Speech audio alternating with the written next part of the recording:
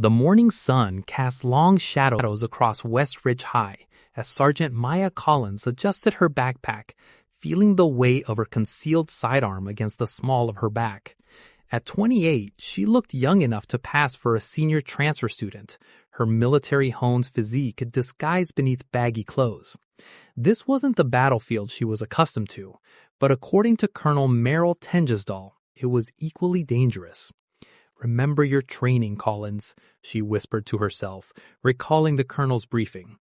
"Observe, infiltrate, identify, neutralize." Intelligence had confirmed that someone was recruiting teenagers from this school for a domestic terror cell, using their clean records and family connections to access military installations.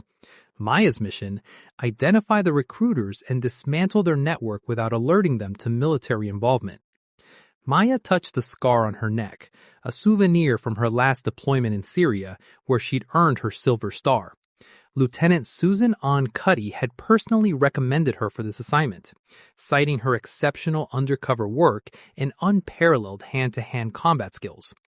As the first female Navy SEAL to complete the notorious Hell Week with top marks, Maya had broken barriers that even her mentor, Deborah Sampson, would have found impressive.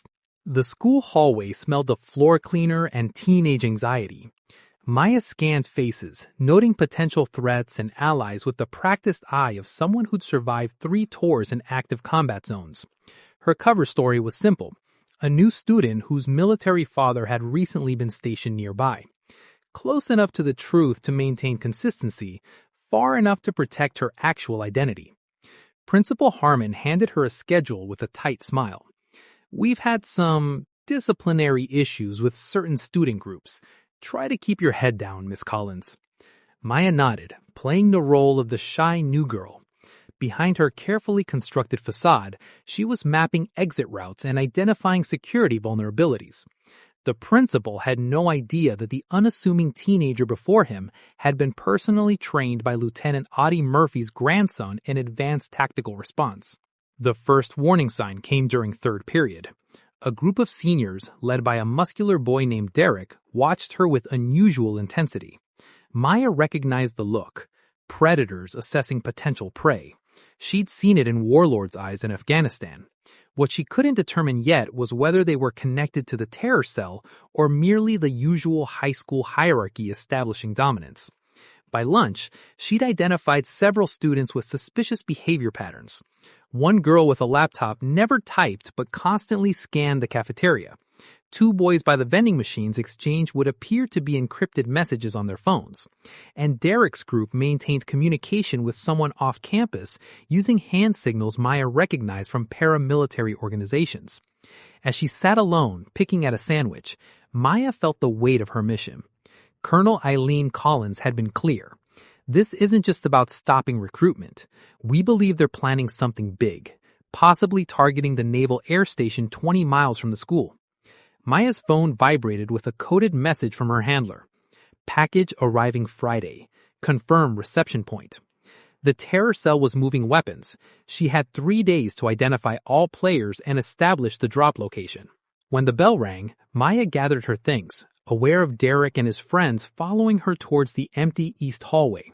Their footsteps synchronized in a way that told her they'd done this before. Cornered people in this exact location where security cameras had convenient blind spots. Maya touched her dog tags hidden beneath her shirt, a reminder of who she really was. As a black belt who disarmed bomb makers with her bare hands, these boys presented no physical threat. But maintaining her cover was paramount. The mission came first, as Lieutenant Nancy Harkness Love had drilled into her during covert operations training. The trap was closing, and Maya had decisions to make.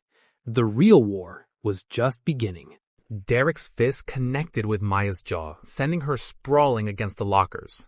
The metallic taste of blood filled her mouth as she felt 2 teeth loosen from the impact. Her training screamed at her to counterattack. A simple wrist lock would dislocate his shoulder, but the mission parameters echoed louder. Maintain cover at all costs. "Check her backpack," Derek ordered, as 2 of his friends pinned Maya's arms. "The new girl's been watching us all day." Maya calculated her options: Colonel Merrill Tengisdal's voice echoed in her mind. Sometimes absorbing a blow serves the mission better than deflecting it. She allowed herself to struggle just enough to appear genuinely frightened while keeping her trained strength hidden. The tallest boy, Ryan, rifled through her backpack, finding her decoy notebook. "She's been writing down everything we do," he said, flipping through pages of observations disguised as a teenage girl's diary. Derek's eyes narrowed. "Who are you working for? The principal? The cops?" The kick to her ribs was expected, but the force behind it surprised her. These weren't ordinary bullies. They moved with practiced coordination. Maya recognized military-style formations, confirming her suspicions about recruitment. As they continued the assault, she mentally recorded their techniques, identifying at least 3 distinct combat styles that shouldn't be known to average teenagers. When the third kick knocked out her front teeth, Maya tasted failure, along with blood. Lieutenant Susan Oncuddy had warned her about the fine line between maintaining cover and compromising the mission through injury. She needed to end this without revealing her capabilities. The opportunity came when Derek pulled a tactical knife from his boot, a restricted military model that shouldn't be in civilian hands. Let's see if this helps her remember who sent her. Maya locked eyes with him, allowing a flash of her true self to show through. The momentary confusion in Derek's expression gave her the opening she needed. With minimal movement, she shifted her weight, causing him to lose balance just enough that the knife grazed her arm instead of plunging into her shoulder. "Someone's coming," hissed the lookout, and the group scattered, leaving Maya bleeding on the floor. Alone in the bathroom, Maya assessed her injuries while sending an encrypted message to her handler. The missing teeth would require explanation, but the knife wound provided valuable intelligence. The blade's serial number belonged to a batch stolen from the Naval Air Station 3 months ago. Her phone buzzed with an incoming message. "Compromised. Extraction team on standby." Maya's heart sank. Colonel Eileen Collins was offering her a way out, but extraction meant mission failure. The weapons would move, teenagers would be recruited, and American lives would be lost. She thought of Lieutenant Audie Murphy, who had once held off 6 enemy soldiers despite severe injuries. She could do no less. "Negative extraction, proceeding with Phase 2, she replied, spitting blood into the sink. The next day, Maya returned to school, her swollen face and missing teeth drawing stares. Derek and his crew watched her with newfound wariness. They had expected her to disappear, not return. It was the first crack in their confidence, and Maya intended to exploit it. During chemistry class, she intercepted a note passed between Ryan and another student, containing coordinates for Friday's weapons drop. As she memorized the location, the classroom door burst open. A substitute teacher entered. Maya instantly recognized Colonel Eileen Collins in civilian disguise. Their eyes met briefly, and Maya understood. Her commander had come personally, not for extraction, but because the situation had escalated. Intelligence must have discovered something critical about the planned attack. At lunch, Maya noticed Derek receiving instruction from someone outside the normal group, an adult posing as a janitor. The man's bearing screamed the military, but his eyes held the hollow look Maya had seen in radicalized fighters overseas. As she followed at a safe distance, Maya felt the weight of her mission growing. These weren't just misguided teens, they were the front line of something much larger. The stakes had just risen exponentially, and her cover was already paper thin. When Derek caught her watching and started moving towards her with murderous intent, Maya knew the time for passive observation was ending. Lieutenant Nancy Harkness Love had taught her that sometimes the best defense was a controlled revelation. Perhaps it was time to let these recruits see just enough of her true capabilities to change the dynamic. The real battle was about to begin, and Maya would need every ounce of her training to survive it. Maya stood perfectly still as Derek approached, his friends flanking him in the empty hallway. The moment stretched between them, charged with dangerous potential. When he lunged, Maya made her calculated decision. She sidestepped with precision, allowing his momentum to carry him forward, while she executed a textbook defensive maneuver that left him sprawled on the floor. Skilled enough to protect herself, controlled enough to appear as beginner's luck. "My uncle taught me some moves," she said, her voice deliberately shaky despite the steel beneath. "Please, just leave me alone." The confusion in Derek's eyes was exactly what she needed, doubt planted like a seed. Ryan helped him up, whispering something that made Derek glance at Maya with newfound uncertainty. That night, Maya received confirmation from Colonel Eileen Collins. The weapons cache included experimental military-grade explosives. The target wasn't just a naval air station, it was the governor's visit to the base, scheduled for Saturday. Hundreds of lives at stake, less than 48 hours to act. "We're moving to Phase 3, Colonel Collins informed her during their covert meeting in the school parking lot. "The team is in position. We need confirmation on the final players." Maya nodded, her swollen jaw a constant reminder of what was at stake. "I've identified 15 students involved, plus 3 external operatives. Derek's the key. He doesn't know the full plan, but he's scheduled to receive final instructions tomorrow." The next day unfolded with excruciating tension. Maya positioned herself to overhear Derek's conversation with the janitor, capturing critical details about the weapons transfer. When Derek caught her listening, the chase that followed led them to the abandoned gymnasium. Cornered, with Derek and 5 others surrounding her, Maya knew her cover had reached its end. When Ryan pulled a gun, another weapon from the stolen cache, the time for pretense vanished.